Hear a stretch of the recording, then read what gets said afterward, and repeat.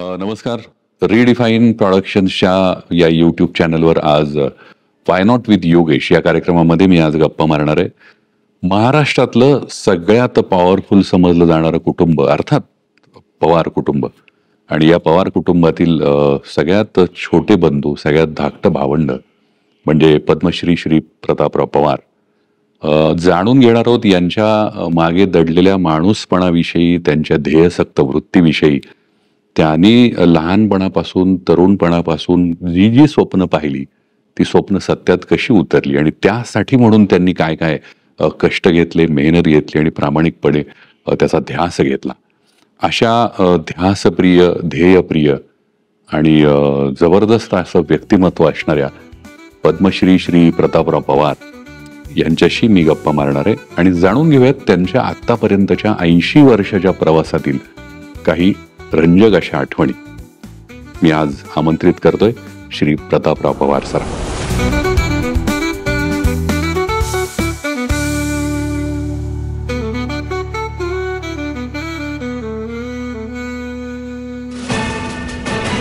Sir नमस्कार. आणि आमच्या या विशेष अशा यूट्यूब चॅनलच्या विशेष भागामध्ये मी तुमचं स्वागत करतो.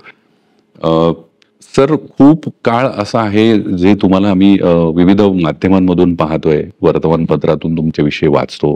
तुमचं वाटचाल सारखं पुस्तक अतिशय गाजलं, पहिला दुसरा भाग, ते आम्ही वाचलंय. सातत्यानं माझ्या मनात एक क्युरियोसिटी आहे की तुमच्याविषयी जितकं रोज गप्पा मारून जाणून घेता येईल तेवढं नवं काहीतरी आम्हाला मिळत जातं, आणि तेवढं कदाचित आजच्या काळात आणि इथून पुढच्या येणाऱ्या तरुण पिढीच्या काळातील प्रत्येकाला काही ना काहीतरी त्यांच्या प्रत्येक सेईंग मधनं आपल्याला मिळणार आहे. एवढी जबरदस्त अशी ही हस्ती आहे. त्यामुळे मी जितक्या शक्य तेवढ्या अतिशय धाडसानं दिलखुलास गप्पा मारण्याचा प्रयत्न करणार आहे. आणि सर, काही चुकलं माकलं तर माफ करा. मी अगदी तुमच्या मुलासारखं आहे समजून तुम्ही मला त्याची उत्तरं दिलीत तरी चालतील, वेळ प्रसंगी रागावलात तरी चालेल. समितीचे विद्यार्थी अगदी अगदी अगदी अगदी. खरं तर लहानपणापासूनचा प्रवास हा प्रत्येक मुलाखतीचा किंवा गप्पांचा एक साधारण ठरलेला पॅटर्न असतो. मला उलटं तुम्हाला विचारायला आज आवडेल की आजच्या काळामध्ये ज्या पद्धतीनं माध्यम बदललं, ज्या पद्धतीनं तुम्ही एकतर सकाळ माध्यम समूहाचं गेली 50 वर्ष काम पाहताय, तर बदललेल्या माध्यमांमुळे तरुण पिढी आणि माध्यमं कुठली पाहावीत, काय वाचावं, याचा काही कनेक्ट आहे, जाणवतोय असं तुम्हाला वाटतं का? डिस्कनेक्ट झाली आहे तरुण पिढी असं वाटतं? नाही, डिस्कनेक्ट काही कधीच होत नाही. माध्यम बदलतात त्यानुसार. आता जसं माझ्या वेळी लहानपणच्या पण गोष्टी बोलतो, वर्तमानपत्र हे आणि पुस्तकं, रेडिओ आम्हाला कधीतरी लक्झरी म्हणून ऐकायला मिळायचं. कधी मला आठवतंय शाळेत आम्ही थोडंसं मागे लावून बिनाका एक आठवत नाही 1 तास ऐकायला द्या अशी विनंती करायला लागायची. बिनाका गीत मला बिनाका गीत किंवा क्रिकेटचे मॅचेस रेडिओवर ऐकायचं, ते वॉज अ ग्रेट प्लेजर. ज्या पद्धतीने तो कल्याण खान काय कोणते होते आणि त्याचं भाषा इतकी ओघवती होती की आपण तो मॅच बघतो आणि तो अतिशय पॉप्युलर होता. तर आता जसे मोबाईलवर चिकटलेले लोक असतात, क्रिकेटच्या मॅच एवढी लोक रेडिओला कान लावून बसले. आमच्या घरी वीज यायला जर 70 साल झालं किंवा फोन यायला सुद्धा 70 एमएल झाल्यानंतर आलेला आहे. आणि आता इथे आपल्याकडे सामान्य ते सामान्य माणसाकडे मोबाईल आहे. बरोबर. तर हे एवढं 50 वर्षात ट्रान्सफॉर्मेशन झालेलं आहे, त्याचे परिणाम साहजिक होणारच ना. ते काही नव्हतंच. बरोबर. म्हणजे मला वाटतं 12वीतनं एखादी गाडी जायची ती कोणाची वाटेन शेटची, आम्ही असं बघायचो. वर्षाची गाडी चालली काय मोठी गाडी असे ती डॉज का कुठे मला आठवते, रंगही मला आत्ता आठवतं. पण आता म्हणजे तुम्ही जर 12वीला गेलात तर शेतामध्ये बंगला तिथं गाडी आहे. तर हे ट्रान्सफॉर्मेशन घडलेलं आहे, त्याचे परिणाम साहजिकच सगळ्या समाजावरती, माध्यमावरती, मुलांवरती होणार. तर तुम्हाला हे स्वीकारलं पाहिजे, हे समजलं पाहिजे. बरोबर. तुम्ही तुमच्या काळात जर राहिलात तर तुम्ही म्हणता की आउटडेटेड माणूस आहे. बरोबर. मला सर आता आपण मागे जाऊया. 80 वर्ष वयाची पूर्ण झाल्यानंतर एक मागे वळून पाहताना प्रकर्षानं आठवणाऱ्या किंवा प्रकर्षानं जाणवणाऱ्या अशा कुठल्या 3 गोष्टी आहेत ज्यातनं तुमच्या आयुष्यात आमूलाग्र बदल घडले किंवा अतिशय वाखाणण्याजोग्या गोष्टी घडायला लागल्या? मग ते लहानपणीचं आईचे संस्कारांपासून असेल, तरुणपणामध्ये तुम्ही केलेला व्यवसाय असेल, त्यानंतर शंतनुराव किर्लोस्करांची आणि तुमची झालेली भेट असेल, अशा कुठल्याही मला त्या टप्प्यांविषयी जाणून घ्यायला आवडेल. नाही, आपण जर म्हणजे माझा 25 वर्ष आतला काळ घेतला, असे आपण टप्पे कदाचित केले तर 3 टप्पे होतील. 25च्या आधीचा एक काळ आहे, 25 ते 50 आहे, 40 असा एक काळ आहे, 40 ते उरलेला बरोबर हा सामाजिक कामाची इंडस्ट्री करिअर याच्यामध्ये गेलेला आहे. असे 3 टप्पे करता येतील. पण पहिल्या टप्प्यामध्ये आपण म्हणू की 25 पर्यंत एक 2-3 जे मेजर इम्पॅक्ट माझ्या आयुष्यात झाले, जे कदाचित नवीन पिढीला सांगणं योग्य होईल. म्हणजे बरोबर असंच आम्ही गप्पावर बसतो तो घरामध्ये आणि सुप्रिया म्हणाले की काका तुम्ही तुमच्या आयुष्याच्या 25च्या आधीच्या 2-3 इम्पॅक्टफुल गोष्टी सांगा मला, सारखं तुम्ही आईबद्दल बोलत असता. तर म्हणलं का असंच घडलेलं आहे. आणि मग मी ते 2-3 गोष्टी सांगितल्या, त्या मी तुम्हाला सांगू इच्छितो की हे माझे टाईप हे सगळं गेली 50 वर्ष मी वापरतो. तेव्हा किर्लोस्करमुळे मला सवय झाली. पण माझं एक वेगळं रूप लोकांच्या पुढे आहे. पहिल्याच मी अक्षरशः खेड्यातल्या खेड्यातनं आलेला मुलगा आहे. माझी पहिली इयत्ता ही मारुतीच्या देवळामध्ये आमच्या खताळपट्ट्यामध्ये 1 मास्तर आणि 6 वर्ग. बर. आणि आईने मला तिथे टाकलं कारण ती शाळा अर्ध्या मैदावरती होती. गाड्याची शाळा ही 2 मैदावरती होती. बर. 25व्या वर्षी पोराला कुठे लांब पाठवायचं म्हणून 2-4 महिने त्याच्या झाल्यानंतर याला काहीच येत नाही. मस्त शिकवायचं, मस्त तंबाखू खात बाहेर उभं राहायचं आणि काम चालायचं. म्हणून तिने मला काट्याची वड्याची शाळा टाकलं. 2-4 महिन्यात एक अशीच परीक्षा झाली आणि सगळ्या विषय अचानक परीक्षा घेतली आणि प्रॉब्ली आय एक्सेल्ड सगळ्याच विषयामध्ये. ते आमच्या मास्तरांनी माझी भयंकर सुटी घेतली. बरं. काय हुशार मुलगा आहे, काय बुद्धिमान आहे. मग घरी गेल्यानंतर माझं कधी मान सन्मान संस्कार गोड गोड कधी झालं पाहिजे, स्वागत व्हायला पाहिजे चांगलं. रुबाबात मी घरी आलो. 5-7 नोकर होते किंवा गडी माणसं होती, बायका होत्या. आणि मी आलो आणि त्या आईने सांगितलं की प्रसादला जेवायला वाढा. ती बाई आली आणि तिने मला वाढलं.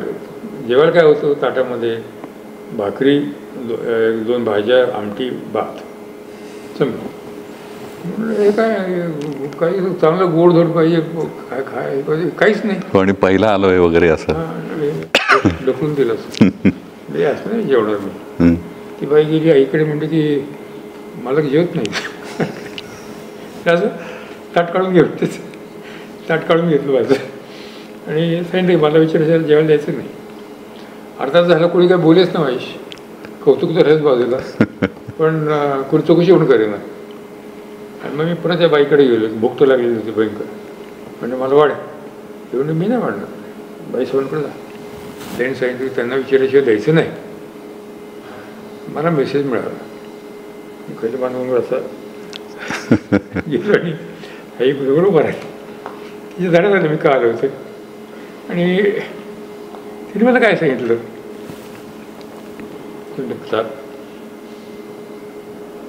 ही ज्वारी तयार होती इथे, त्याच्या आधी कोणतरी ती उगवलेली आहे, शेतामध्ये काम केले, कणसं कापलेली आहेत, ती इथं आणली आहे, ती वाळवलेली आहे, ती स्वच्छ केलेली आहे. ते सगळं आता हे धान्य भरलं जाणार आहे. ते पीठ कोणतं इथे दळणार आहे. ते दळलेल्या पिठाची मळून चटके खात भाकरी केली जाणार आहे. ती तुझ्या ताटात आयती पडणार आहे. खरं. तुझ्या भाकरी मागे इतक्या लोकांचे कष्ट आहेत. कधी अन्नाचा अपमान करू नकोस. वा वा. तर हा एक जो धडा आहे ना, धडा की आपण जे ऑर्गनायझेशन चालवतो, मी चालवतो, ही ती माणसं काम करत असतात. खरं. सकाळमध्ये 2-3 हजार माणसं काम करतात. तेव्हा सकाळचं हे म्हणणं अतिशय मूर्खपणाचं आहे किंवा न समजणार आहे की मी सकाळ चालवतो, तू नाही चालवत. तुझ्या मागे 1000-2000 हात आहेत, खरं, की 4000 हात आहेत. ही जाणीव तुम्हाला वयाच्या 6व्या वर्षी मिळाली. बापरे. मला वाटतं इथे तुमची विचारशैली बदलली, तुम्हाला एक दृष्टिकोन मिळाला नव्या. म्हणजे की अन्नाच आपण करू नको, जेव्हा माझ्या ताटात आज कधी गोष्ट पडली. वा वा. हो, म्हणजे तो केवढा इम्पॅक्ट आहे की 80 वर्ष 75 वर्ष त्या घटनेनंतर 6व्या वर्षी घटना घडली, 75 वर्ष उलटल्यानंतर सुद्धा त्या शिकवणीचा किंवा त्या संस्कारांचा उपयोग किती काळ टिकू शकणारा होता, म्हणजे त्यांच्या सांगण्यात किती खरेपणा सच्चेपणा होता. सर, तुमच्या आईविषयी तुम्ही कायम बोलताना खूप भावूक झालेला आम्ही पाहिलं आहे. तुमच्या अत्यंत जवळचा आणि हळवा कोपरा आहे तो तुमच्या आईने दिलेल्या आठवणी किंवा संस्कार. ह्या 6व्या वर्षी आलेली शिकवण आपल्या आईने दिली आहे, ही सगळ्या भावंडांनी अत्यंत तंतोतंत पद्धतीनं पुढे वापरली सुद्धा. मग खऱ्या अर्थानं शिक्षणाकडे पाहण्याचा किंवा जगण्याकडे पाहण्याचा दृष्टिकोन बदलत गेला आणि म्हणून पुढचा काळ किंवा तारुण्यातलं की तुमची इव्होल्युशन आहे करून. आता तुम्ही या एखाद्या संस्थेची जबाबदारीमध्ये येतात आणि जेव्हा तुम्हाला जाणीव आहे की बाबा रे it is we, is not me, बरोबर आय, तर तुमचं त्या लोकांकडे बघायचा दृष्टिकोनच बदलतो.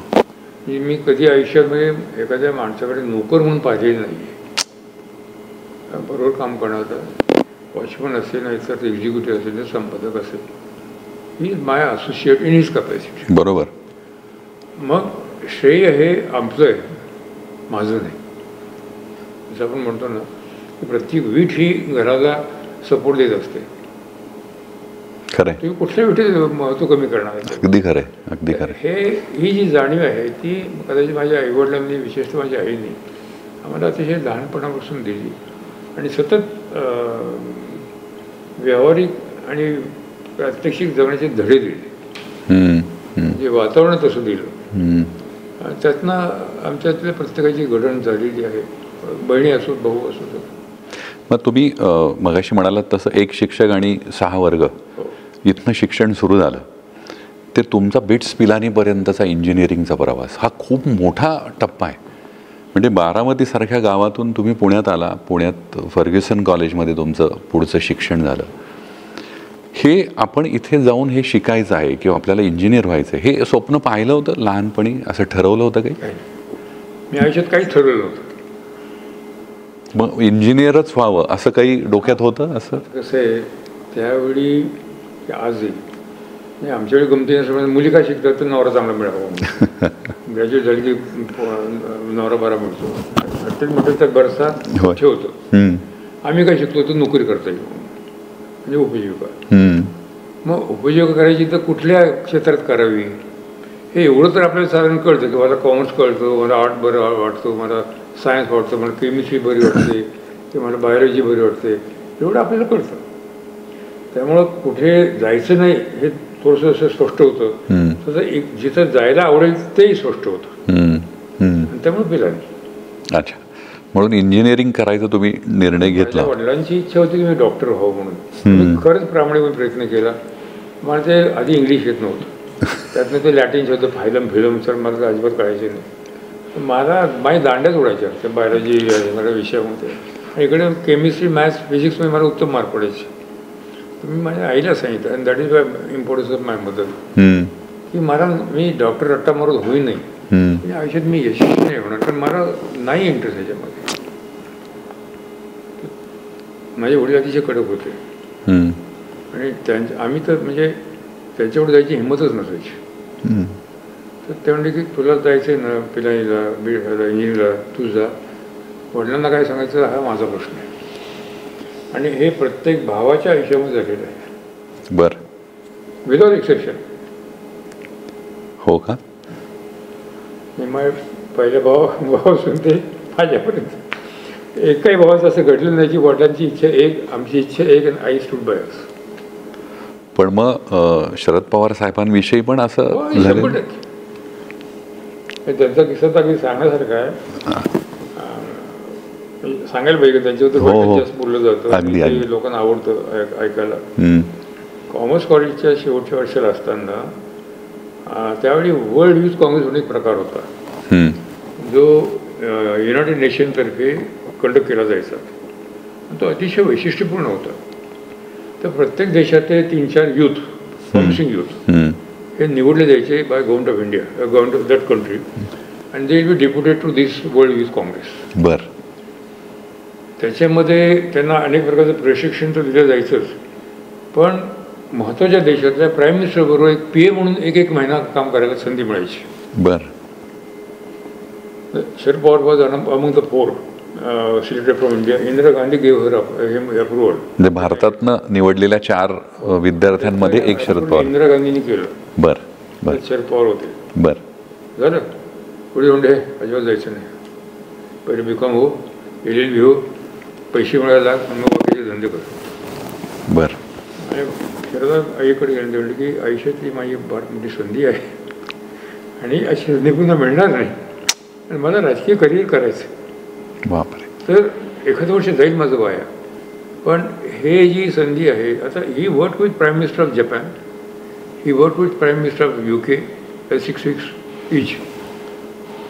इंटरनॅशनल एक्सपोजर की तो प्राईम मिनिस्टर काय विचार करतो, त्याची सेक्रेटरीगत कसं काम करतं, निर्णय कसे घेतले जातात, मिटिंगा कशा होतात, मिटिंग कशा कोऑर्डिनेट करायच्या.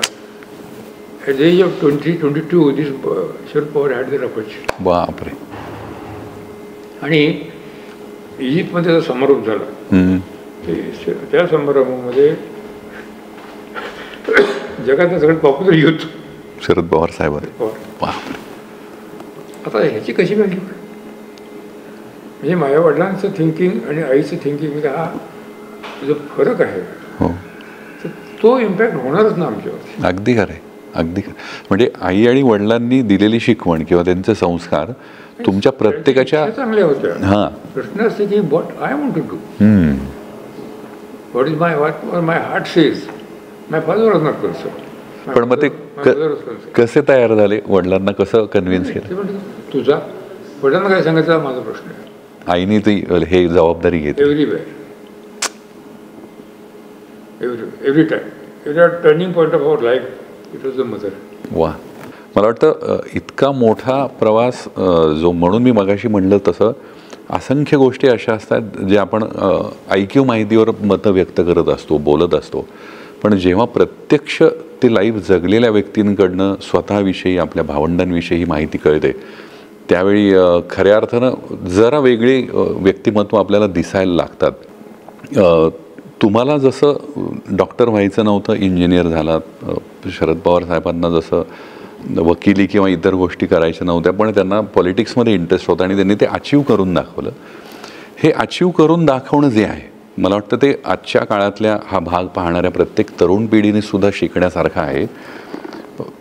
तुम्ही वयाच्या लवकरच्या काळामध्ये फार म्हणजे 25च्याही आधी व्यवसाय सुरू केला होतात आणि तो व्यवसाय नेटानं करण्याच्या संदर्भात शिस्त कशी असावी लागते ह्याचे पण मला वाटतं संस्कार आईनी तुमच्यावर केल्याचं मी ऐकलंय. त्याविषयी जरा सांगा ना आम्हाला.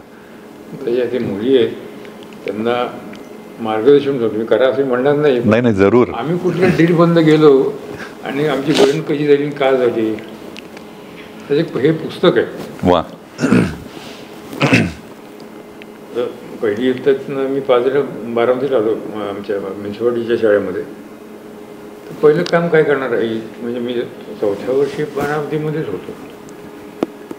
हे टपाल हे पोस्टर टाकून ये, अर्ध्या मैलावरती पोस्ट ऑफिस होतं. बरं. जमता येतं काय, एकटा जाऊ शकतो, कसं टाकू शकतो. मग 2री 3रीत गेल्यानंतर हे पैसे घे, 4 एन्व्हलप पोस्ट कार्ड पाहिजेत, एन्व्हलप पाहिजेत, हे इतकी होती, ते जाऊन विकत घेऊन ये. बरं. मग ते मी पोस्टात जाणार, मग तिथे बरोबर देतोय ना, हिशोब बरोबर जमतोय ना बघून घरी घेऊन येणार. म्हणजे I should be able to handle the money myself. वा. And come with the performance. सुरुवातीला लहान देणार, मग मोठं देणार वगैरे. त्यानंतर 4थी 5वीमध्ये माझं काम काय असायचं, शरद पवारांच्या बरोबर जायचं. किराणा माझं दुकान सगळं शरद पवार विकत घ्यायचे. बरं. मी पिशव्या घ्यायला फक्त. बरं. भाऊ सांगेल ते ऐकायचं आणि ते निगोशिएट करायचे. ते शरद पवार हुशार होते निगोशिएशन. हो. त्यावेळेपासून. हे महत्वाचं आहे त्यावेळेपासून. हे माझं ट्रेनिंग. पुढे 2-3 वर्षानंतर Sharad Pawar is out, I came two steps. Okay. सगळे व्यवहार मी बघणार. त्याच्या आधी 10वी मला वाटतं 4थी 5वी असेल. 4थीपासून सुरुवात झाली, पण 5वीपासून वयवर्ष 10-11 असेल. घरामध्ये जो काही भाजीपाला, फळं, काय म्हणजे जे मार्केटमध्ये डायरेक्ट विकता येईल,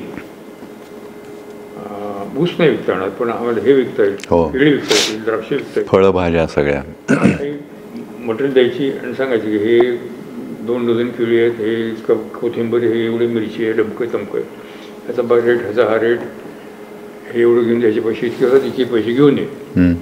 आणि ते गुरुवारी त्या मार्केटमध्ये जाऊन बसायचं त्या लाईनीमध्ये, आणि तुम्ही निगोशिएट करून माल घेऊन हिशोब आणि पैसे घेऊन परत यायचं.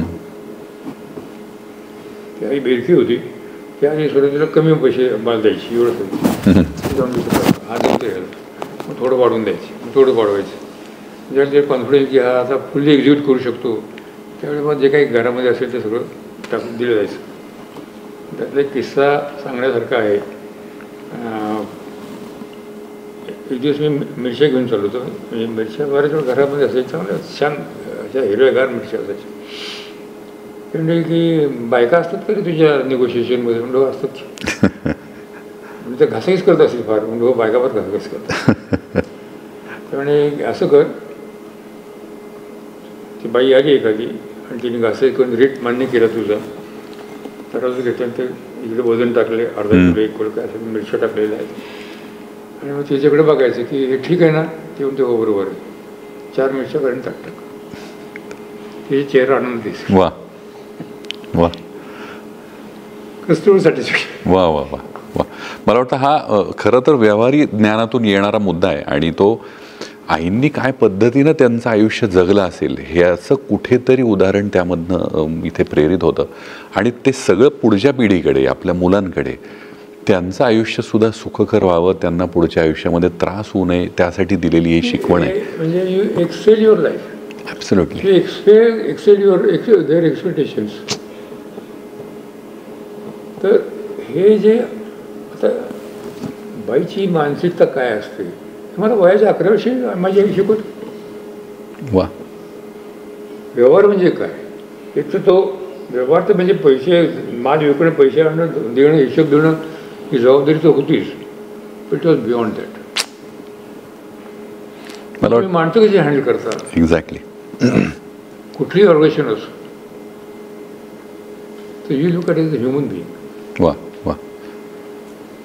आणि साहजिकच दुसऱ्या दिवशी ती बाई परत बाईकडे आली तर आश्चर्य नाही ना. अगदी. Satisfied customer. Correct. Customer satisfaction हे द्यायला पाहिजे, त्याच्याकरता थोडे एक्स्ट्रा एफर्ट घ्यायला पाहिजेत. हे वर्ष 11 वर्षी माझी आई सांगते. वा. सर, तुम्ही ही जी सगळी प्रवास वर्णनाची तुमची एक सांगण्याची सुद्धा पद्धत आहे, तुम्ही आठवणी अत्यंत रंजक पद्धतीनं सांगता. कारण बऱ्याचदा मी अनुभवलं की लोकांना भविष्य काळातल्या, वर्तमान काळातल्या गोष्टींविषयी गप्पा मारायला आवडतं, पण भूतकाळ सांगताना ते जरा हात आखडून बोलतात. पण तुमच्या बाबतीत तसं नाही आहे. आणि तुम्ही ज्या पद्धतीची तुमची नरेटिव्ह शैली आहे, सांगण्याची पद्धत आहे, ती कदाचित तुमच्यातलं एक लेखक आहे तुमच्यामध्ये असणारा, ज्या लेखकामध्ये माणसं ओळखण्याची, त्याचं ऑब्झर्वेशनची, आठवणींची, घटनाक्रमाची एक अतिशय जबरदस्त मेमरी तुमची हार्ड डिस्क आहे तुमच्या मनामध्ये, जी तुम्ही मांडताय फार सुंदर पद्धतीनं. ह्याचाच अर्थ खूप माणसं भेटली आहेत, तुम्ही खूप माणसांना कम्युनिकेट केलं आहे, खूप माणसांसाठी काम केलं आहे. मग ते सकाळ माध्यम समूहाच्या निमित्तानं असेल किंवा सामाजिक कार्याच्या निमित्तानं असेल. तुम्हाला जी उत्तुंग माणसं भेटली, म्हणजे आईवडिलांनंतर, भावंडांनंतर जेव्हा व्यावसायिक वर्तुळामध्ये, विश्वामध्ये तुम्ही प्रवेश केलात, त्यावेळी तुम्हाला शंतनुराव किर्लोस्कर असतील किंवा अच्युतराव आपटेंसारखे असतील किंवा यशवंतराव चव्हाणांसारखी व्यक्तिमत्व, इतकी मोठी स्टॉलवर्ड माणसं आहेत, त्यांचा आणि तुमचा, मुळात मी सुरुवात करतो शंतनुराव किर्लोस्करांपासून. तुमचा आणि त्यांचा मुळात परिचय कसा झाला आणि तुमची आणि त्यांची पहिली भेट ह्याची काही आठवण सांगाल का? आपण थोडं मागे जाऊया. हो. म्हटलं की हे थोडंसं मार्गदर्शक ठरेल, तर मला असं वाटतं की आणखी माझ्या लहानपणची गोष्ट सांगणं या मुलांकरता. जरूर जरूर. पहिली गोष्ट म्हणजे आम्हाला कोणालाही कुठलंही संरक्षण आई देत नसेल. बरं. घरी रडत द्यायचं नाही. मारामारी करायची तर बाहेर जाऊन करायची, घरी रडत द्यायचं नाही. यू फाईट युअर वा वा. पहिली गोष्ट, नो प्रोटेक्शन. दुसरी गोष्ट, तुमचा निर्णय तुमचे परिणाम. म्हणजे कसं, त्या मला चपलेपासून शेवटी आधी आपणच आपण मिळायची, त्याचं बजेट दिलं जायचं. बर. वर्षाचं. बर. सांगायचं की हे अमकापकेच दुकान आहे, हे असं दुकान आहे, हे त्याचं दुकान आहे, हे इथे हरक मिळतं, इथं टेरिकॉट मिळेल, डमकं मिळेल, खाती मिळेल आणि सांगले हे रेट्स आहेत, तुझं हे बजेट आहे. सो मला मी त्या दुकानात जाणार, 4 ठिकाणी रेट्स पाहणार, कोण कापड चांगलं देईल आणि कमीत कमी खर्चात देईल तर मी बार्गेन करणार. कारण जे मी विकत घेईन तर मला घालायचं आहे. बरोबर. ते उद्या फाटलं बिरलं तर that is my problem, not her problem. I have taken decision, so I take decision, I bear the consequences. वा. मग त्यात मी गमतीत म्हणतो, मी पिलानी आल्यामुळे मी स्वतः मी मारवाडी असं म्हणतो. व्यवहारात मी ते खूप वापरलेलं आहे. तर मग कापड तर चांगलं घ्यायचं आहे, बजेट तर तेवढंच आहे, काटकसर एवढं करता येईल का. तर मग शिंपे पण सांगितलं असेल की हा शिंपी तो शिंपी. मला 1.5 मीटर कापड लागायचं चड्डीला. 1.4 मध्ये कोणी करेल का. कारण तेवढं कापड कमी घेतलं तर मला बजेट माझं पैसे वाचतील. हो. मी त्या शिंप्यावर निगोशिएशन करायची की बाबा रे तू याच्यामध्ये कोण बसून देईल, मग तो शिंपे काढायचा. मग त्या उरलेल्या बजेटमध्ये पाहिजे ते बेसपासून कापड हे विकत घ्यायचं आणि ते आपण वापरायचं चपलेपासून. उद्या चप्पल तुमची खराब झाली तर that is your problem. So you take your own decisions and you bear the consequences. This was at the age of 12-13 onwards. बापरे. मी 9वी मध्ये होतो आणि मला ह्या मुली असं छान दिसायला लागल्या. ते वय असं 28 होतं, तर मग आपण चांगलं दिसावं. बरोबर. जसं मी व्यवस्थित मुलगा होतो, म्हणजे आत्मसूची म्हणून सांगत नाही, पण मला लहानपणी त्याची आवड आहे. मी कधी शाळेमध्ये कपडे इस्त्री केल्याशिवाय गेलेलो नाही. वा. कोणी म्हटलं नाही कपडे इस्त्री करा म्हणून, पण माझी सवय होती. वा. तर नेहमीप्रमाणे ते बजेट दिलं गेलं, दुकानात गेलो. मला एक असं या रंगाचंच एक असं चलम कापड फार मला टेरिकॉटचं फार आवडलं. तर रंग आणि त्याचा जरा पोत आणि त्याचं फील जरा फार छान होतं. But it was costing ₹2 extra than my budget. काय करायचं, आपण तर चांगलं दिसायला पाहिजे, मुलींनी आपल्याला बघायला पाहिजे. मग मी घरी गेलो, माझे वहिनी माझ्या शी इज लाईक माय मदर. भावना 16 वर्षाचा अंतर. हो. ₹2 द्या ना, असं मला कापड खूप पडलं. त्याच्यापेक्षा नाही म्हणू शकले नाही. माझ्या इच्छा होती. ₹2 घेतले कापड घेतलं. तिने आई सांगितलं रविवारी आलं की प्रतापने ₹2 घेतले. माझी आई भडकली. कसं म्हणाले, माझा ब्लाऊज आहे का, दिसतो ना तुला. हो. कुठलं कापड आहे म्हटलं, हरकच कापड आहे. माझी लागी या कापडावरून ठरती आहे. वा वा. मला वाटतं ही केवढी मोठी आठवण आहे, केवढी मोठी शिकवण आहे. आणि आजच्या काळामध्ये पॉकेट मनीचा खरं तर जमाना आहे हा, आणि त्याच्यामध्ये इतक्या आवडी जपायला आवडतात, चैन करायला आवडते. ह्या तरुण पिढीने नक्की हा कुठे ना कुठे एक छोटासा संदेश म्हणून याच्याकडे फार गांभीर्यानं बघायला हवं की आपल्याला पालक जेव्हा एखादा नियम घालून देतात किंवा एखादा हा रूल आहे किंवा हे असंच करायचं आहे, हा कुठला तरी नियम सांगितल्यानंतर आपण तो कसा तंतोतंत पाळायला हवा, हे मला वाटतं सरांच्या अनुभवातून आपल्याला नक्की शिकायला मिळणार आहे. सर, हे वार्षिक की आता जर आपण पिअर प्रेशर म्हणतो त्याच्या भाषेमध्ये, यांच्या भाषेमध्ये, की हिच्याकडे चांगले मोबाईल आहे, हिचं घड्याळ आहे, मला पण पाहिजे. बरोबर. आम्हाला आईला 11 मुलं होती, ह्यांना 2 मुलं आहेत, तर ते सगळं लक्ष त्या मुलांकडे असतं. बरोबर. आणि त्याला गोष्टी करायचं नाही. बरोबर.